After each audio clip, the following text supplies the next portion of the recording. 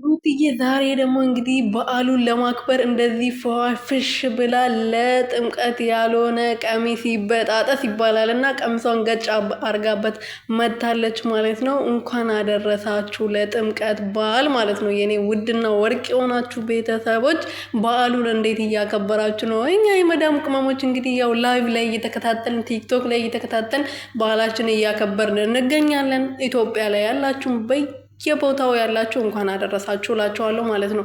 በዚህ አጋጣሚ ቤተሰቦቻችንም ሁላችሁም ፈጣሪ ለዚህ ቀን ስላደረሰን ብቻ ፈጣሪያችን እናመስግን። እኛ ደግሞ የመዳም ቅመሞችዬ ነገ አገራችን ላይ ገብተን በደንብ እናከብራለን ማለት ነው። ለማንኛውም ወደ ጉዳይ ልመለስና ማለት ነው ሩትዬ ዛሬ ደግሞ እንግዲህ እንደዚህ ፏፍሽ ብላ በዓሏን እንግዲህ ገና ከባሏ ጋር ነበር ከአብርሽ ጋር ነበር አንድ አይነት ለብሰው የመጡት። እኛም በጣም ደስ ብሎን ተታርቋል ብሎን ደስታችን አታጥመን ነበርና በደንብ ዛሬ ደግሞ እንግዲህ ከአብርሃም ጋር ትናንት ምርጫውን አካሂዳ ነበረ። ምርጫ አካሄዱ ደግሞ የሚያካሄድ አዘጋጁ አቅራቢው አቶ አቤል ነበረ። ግን አቶ አቤል ምን አገባው እዚህ ውስጥ? የሰው ትዳር ውስጥ ምን አባቱ ትልቅ አደረገው?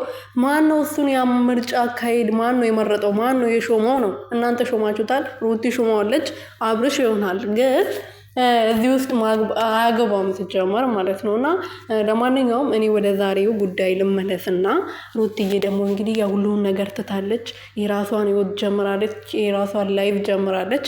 እና ዛሬ ደግሞ እንደዚህ በአማረባትና በደመቀ ሁኔታ መታለች ማለት ነው። በነገራችን ላይ ሩትዬ ምክር ትሰማለች ማለት ነው። ልጇን እንደዚህ ካሜራ ላይ 10 ጊዜ አታውጪ ከተባለችው በኋላ ልጇ እንግዲህ ብዙ ሰዎች ቲሸርት አሰርቶ በየቦታው ለጥፎት ነበር እና በኋላ የሆነ ነገር ከተፈጠረ ያው እኛ ሰው ታውቃላችሁ የሆነ ችግር ካየ ልጇን ይገለብጡባታል እና ልጅሽን እንደዚህ አታርጊ ባልናት መሰረት እንግዲህ ከዛ በኋላ ካሜራ ላይ ልጇን አውጥታ አታውቅም።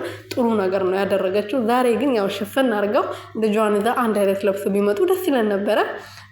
እንግዲህ ያው ማታ ሊመጡ ይችላሉ አይታወቅም እና በአዲስ ነገር እንጠብቃለን። ለማንኛውም እና መልካም በዓል ይሆንላችሁ ለሁላችሁ ማለት ነው። ያው ጥምቀት ባንሄድም ቤት ውስጥ ብናከብርም ለምታከብሩ ለማናከብረውም ሁላችንም እንኳን አደረሳችሁ።